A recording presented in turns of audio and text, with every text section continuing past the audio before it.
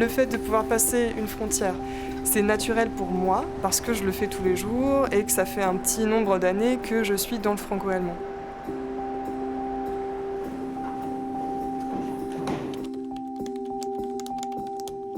En plus d'être frontalière moi-même, mon travail m'amène en fait à créer de nouveaux frontaliers, puisque j'accompagne un dispositif qui s'appelle l'apprentissage transfrontalier et qui est certainement une conséquence directe en fait de la création de l'espace Schengen.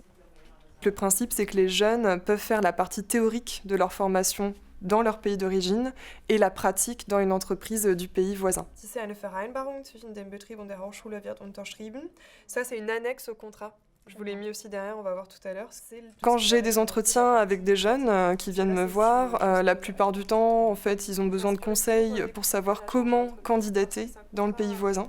Parce que c'est vrai que ça paraît tout bête, mais faire un CV, une lettre de motivation ou se présenter lors d'un entretien d'embauche dans une langue étrangère et dans une entreprise d'un autre pays, c'est pas simple du tout. Il y a des codes en fait que les jeunes ne maîtrisent pas. Passer de l'autre côté, si seulement il y avait un pont, ce serait bien, mais...